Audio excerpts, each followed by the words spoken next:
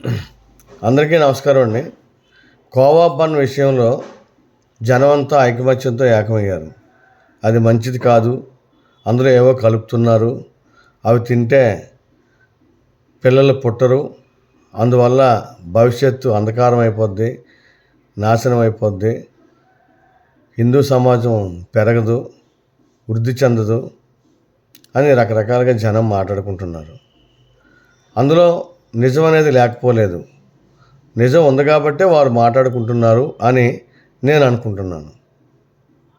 అయితే ఇక్కడ సూటిగా నేను ఒక ప్రశ్న వేస్తాను.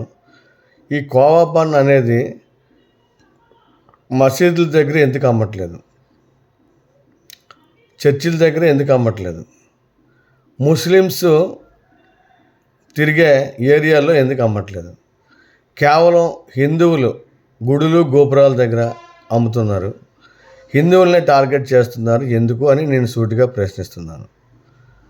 అయితే ఈ కుర్చీని కాపాడుకున్న రాజకీయ నాయకులు కొల్లు రవీంద్ర గారు అవ్వచ్చు, నేను నారా లోకేష్ గారిని అంత మాట అన్నగానే ఆయన ఎందుకో స్పీడ్ అయ్యి ట్విట్టర్లో ట్వీట్ చేశారు, వలి నీకు నేను తోడున్నాను అని. ఆయనకి మీరు తోడుంటే మా పరిస్థితి ఏంటి? మిమ్మల్ని అభిమానించే హిందువుల పరిస్థితి ఏంటి?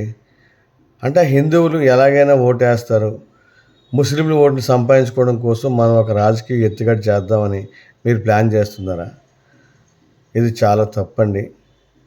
ఇది భారతదేశం, సనాతన దేశం, సనాతన ధర్మం కొనియాడే కొలువుండే దేశం. మీరు తప్పు చేశారు లోకేష్ గారు. అలాగే కొల్లు రవీంద్ర గారు ఇంటికి పిలిపించి కోవా బన్ తింటున్నాడు. అలాగే నాగేంద్ర బాబు కూడా ఇంటికి పిలిపించుకొని కోవా బన్ తింటున్నాడు. ఆ వీడియోలు చేసి ప్రజల మీదకి వదిలేరు అంటే మీరు ఏం సందేశం ఇస్తున్నట్టు? అవి తినమనా?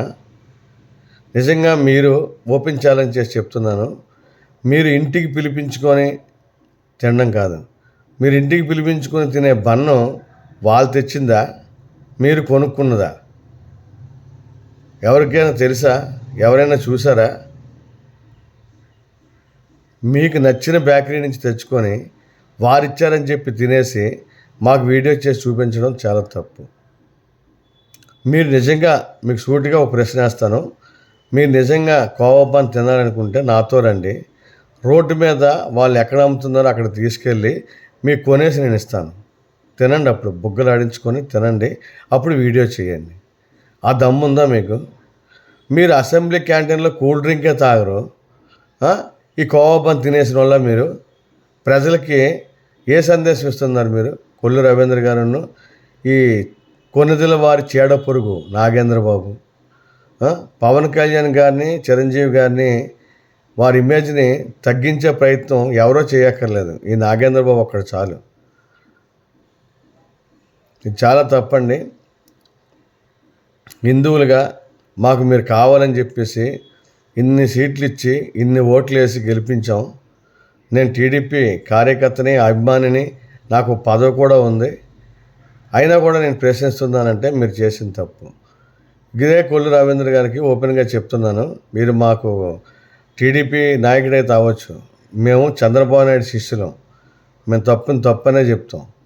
మీరు రోడ్డు మీదకి వచ్చి వారు ఎక్కడ అమ్ముతున్నారో అక్కడ కొనుక్కొని తినేసి మాకు వీడియో పెట్టండి, లేదా నాతో రండి, నేను కొనేసి ఇస్తాను, మీరు తినండి. మీరు బేకరీ నుంచి, మీకు నచ్చిన బేకరీ నుంచి తెచ్చుకొని తినేసి సూపర్ గేపర్ అనడం కాదు, వాళ్ళ చేతులకి చెక్కులు ఇవ్వడం కాదు. హిందువులు ఏమైపోతున్నారండి? ఫస్ట్ హిందువుల గురించి ఆలోచించండి. ఇది హిందూ దేశం. ఆ రోజు గాంధీ అనే వ్యక్తి సర్క్యులర్ అనగానే ఇలాగా నాశనం అయిపోయింది దేశం మొత్తం. ఇది హిందూ దేశం. మహమ్మద్ అలీ జిన్నా చెప్పాడు మాది ముస్లిం కంట్రీ అని, దమ్మున్నాడు ఆయన. కానీ వాళ్ళు తాతలు హిందువులు, అది ఆయనే ఒప్పుకున్నాడు. కానీ భయానికో దేనికో లొంగిపోయి వాళ్ళు మతం మారారు. మహమ్మద్ అలీ జిన్నా అదే కూడా చెప్పాడు ఆయన, మేము మతం మారాల్సి వచ్చింది, మారాం, కానీ మేము హిందువులు అనేసి ఆయన చెప్పాడు మాది ముస్లిం కంట్రీ అని. గాంధీ ఎందుకు చెప్పలేకపోయాడు మాది హిందూ కంట్రీ అని? ఇవన్నీ ఉన్నాయండి, బోల్డ్ మోసాలు ఉన్నాయి, కానీ ప్రజలకి ఇవేం అవసరం లేదు. ఆదివారం ఎప్పుడు వస్తుంది చికెన్, మటన్, ఫిష్ కొనుక్కుందాం, సాయంత్రం ఎప్పుడవుతుంది గ్లాస్ కడుక్కుందాం, కొత్త సినిమా ఎప్పుడు రిలీజ్ అవుద్ది, 1000 రూపాయలైనా పర్లేదు టికెట్ కొనుక్కొని వెళ్దాం, ఇంతే. కానీ దేశం ఏమైపోతుందో అనవసరం, రాష్ట్రం ఏమైపోతుందో అనవసరం. ఇగో చెప్తున్నాను, సూటిగా ఆలకించండి. ఈరోజు మీరు అనుభవిస్తున్నారు, ప్రజలకు చెప్తున్నాను నేను. ఈరోజు మీరు శుభ్రంగా బతికేస్తున్నారు, ఏదో కలో గంజో తాగేసి చికెను మటన్ తినేసి బతికేస్తున్నారు. మీ తర్వాత తరం అంటే మీ పిల్లలు కష్టం, బతకడం కష్టం. వారి పిల్లలైతే పూర్తి మైనారిటీ బతుకులే బతకాలి, చాలా కష్టం. అవి చూడడానికి మీ కళ్ళు ఉండవు, మీకు తెలియదు. ఎందుకంటే మీ బుర్ర పనికిమాలిన బుర్ర కాబట్టి మీరు ఆలోచించలేకపోతున్నారు. తర్వాత జరగబోయి చెప్తాను. ఈరోజు ఎవరి దగ్గర డబ్బు ఉందో వాడు తర్వాత కూడా బతకగలడు ఈ భారతదేశంలో. డబ్బు లేకపోతే బతకలేరు. డబ్బున్నా కూడా కష్టమే, కానీ కొంతవరకు పర్వాలేదు. మైనారిటీ అంటే ఎలా ఉంటుందో ఒకసారి రజాకార్ సినిమాలు, కొన్ని సినిమాలు ఉన్నాయి, కాశ్మీరీ ఫైల్స్, కొన్ని సినిమాలు చూడండి.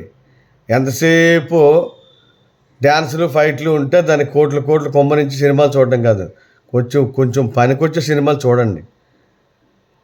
దరిద్రులరా మీరు, నేను ఓపెన్గా చెప్తున్నాను. నాకేం లైక్లు అక్కర్లేదు, ఏ బొక్క అక్కర్లేదు. మీరు దరిద్రులు, నేను చెప్పాల్సింది చెప్తున్నాను. దరిద్రులరా, మీ వల్ల మంచోళ్ళు కూడా చెత్త బతకాల్సి వస్తుంది. దుబ్బేంటారు ఎక్కడికైనా. సెక్యులర్ అనుకుని చెప్పి ఇక్కడ ఎందుకైనా మీరు బతుకుతున్నారు. నేను ముస్లిమ్స్నే అంటలేదు, సెక్యులర్ బావులున్న ఏ నా కొడుకు ఇక్కడ భారతదేశంలో బతకొద్దు దయచేసి. మోడీ గారికి ఫుల్ సపోర్ట్ వచ్చి ఆయన వీళ్ళందరినీ ఎప్పుడు ఏరి పారేస్తాడా అని చెప్పి ఎదురు చూస్తున్నాను నేను. కోవా పన్ను 10 రూపాయలకి ఎలాగ అమ్ముతున్నారని ఎవడైనా ప్రశ్నించడరా మీరు? ఈరోజు చిన్న సమోసా 10 రూపాయలకి అమ్ముతున్నారు, కోవా పన్ను 10 రూపాయలకి ఎలాగ అమ్ముతున్నారని ప్రశ్నించారా? ఎందుకు మసీదుల దగ్గర అమ్మట్లేదని ప్రశ్నించారా? ఎంతసేపు అందరి దేవుడు ఒకటే, అంతా సమానమే అంటారు సెక్యులర్లు. బుర్ర బుద్ధి ఉండాలి. మీరు బతికేస్తే చాలా. మీ పిల్లలు, వారి పిల్లలు ఈ భారతదేశంలో కాళ్ళు ఎగరేసుకొని బతకాలా? అప్పుడు హిందూ దేశంగా ఉండాలా? మీకు ఎంతమంది పుడుతున్నారా? ఎంతమంది ఐవీఎఫ్కి వెళ్తున్నారు డబ్బులు ఖర్చు పెట్టుకొని పిల్లల్ని కనాలని చెప్పేసి? ఎందుకు? మనం పడుకుంటే కనాలి, అసలు కనలేకపోతున్నారు ఎందుకు మీరు? అది ఎప్పుడైనా ఆలోచించారా? మరి ఎందుకు ముస్లిమ్స్ డజన్ల కొద్ది పిల్లల్ని కంటున్నారు? వారు కనగలుగుతున్నారు ఇదే భారతదేశంలో, ఇదే గాలి నీరు పీల్చి తాగి. ఈ సెక్యులర్లు ఎందుకు పిల్లల్ని కనలేకపోతున్నారు? ఆలోచించారు ఎప్పుడైనా? ఈ వీడియో వల్ల ఎవరు మనోభావాలు దెబ్బతిన్నా పర్వాలేదు, నేను చెప్పాల్సింది చెప్పాను. నన్ను అరెస్ట్ చేస్తానన్నా పర్లేదు.